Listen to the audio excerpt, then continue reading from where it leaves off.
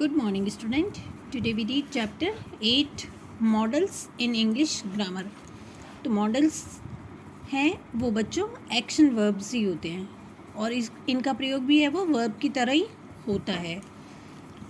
Models are verbs that are used along with action words and express ability, inability, asking, granting permissions, request, offer, suggestions, polite questions, polite request, polite offer, polite suggestions, hesitant offer, possibility, force, necessity, advice, recommendations, prohibitions, habit and wish. ये जो कुछ words हैं बच्चों, ये जो है वो models में जो कमांड्स दिए जाते हैं उनमें इनका प्रयोग होता है. और मॉडल है वो क्या है, वर्ब की तरह ही यूज़ होते हैं. जो एक्शन वर्ड्स यानी जो कार्य करने वाले जो जिस वर्ब यानी क्रिया, तो क्रिया की तरह ही मॉडल्स का भी है वो यूज़ है वो प्रयोग है वो होता है. इनमें जो जैसे कुछ वर्ड्स होते हैं वो request, suggestions, permissions, grant permissions, वो जो सेंटेंस होते हैं उनमें किस तरह के जो मॉडल्स का है वो प्रयोग होता है और मॉडल्स का प्रयोग है वो कहाँ पे किया जाता है. तो ये हम इस चैप्टर में जो है वो पढ़ेंगे. Modal include can, could, may, might, shall, should, would, will, must and ought to. तो ये है वो मॉडल्स होते हैं बच्चों. जैसे कुड, कैन, मे, माइट, तो ये सब है वो मॉडल्स है. अब इनका यूज़ है वो कैसे होता है. तो कैन मीन्स जैसे हम कैन का प्रयोग कब होता है, जब हम किसी से रिक्वेस्ट करते हैं. It is use to express ability, possibility, grant permissions and seek permissions. तो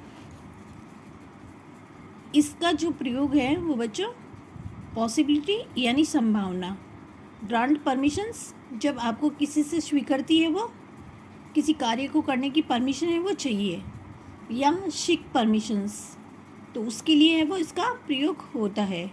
अब आपको ये ध्यान में रखना है बच्चों, जैसे for example mini can speak English fluently. तो आपको ये ध्यान में रखना है कि जो मॉडल्स होते हैं उसका जो प्रयोग है वो वर्ब फॉर्म के जो पहले है वो किया जाता है.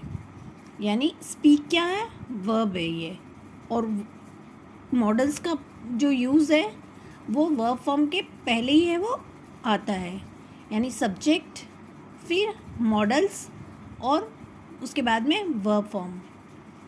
तो जैसे इसमें स्पीक यानी बोलना, तो वर्ब फॉर्म के जो पहले है वो मॉडल्स का प्रयोग हुआ है.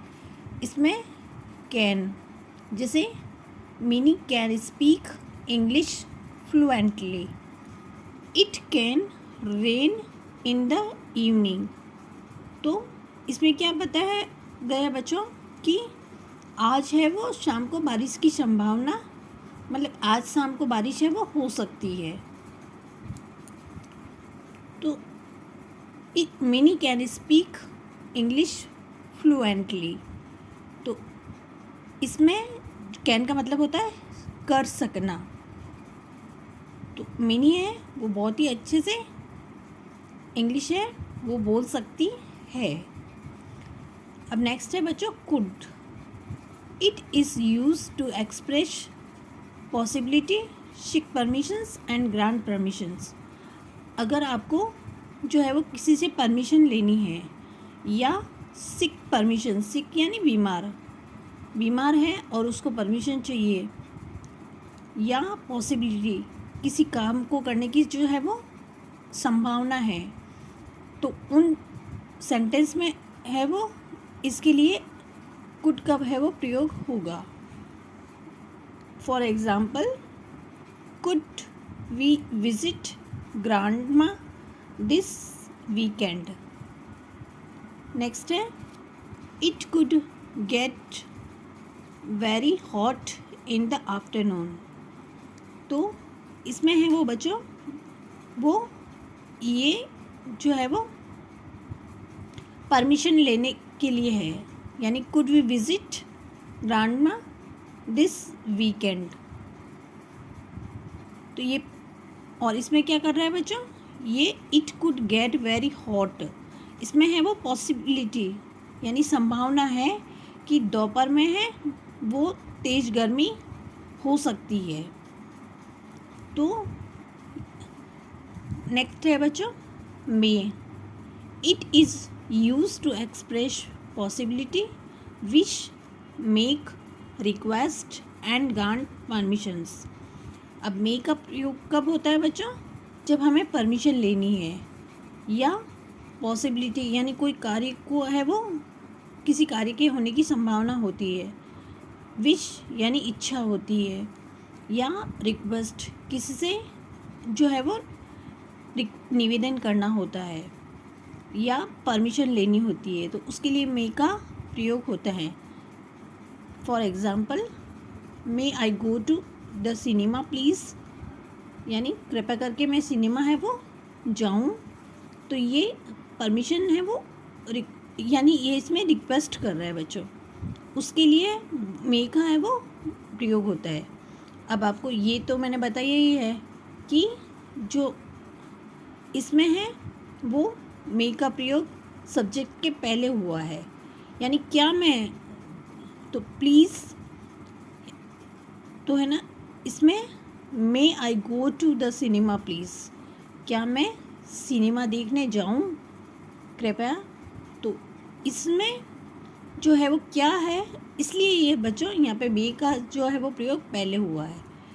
अब यहाँ पे ये आप देखो, you may go to the cinema, यहाँ पे आपको ये ध्यान में रखना है कि जो गो है वो क्या है, वर्ब फॉर्म है, और वर्ब के जो पहले है वो इसका मॉडल्स का प्रयोग होता है।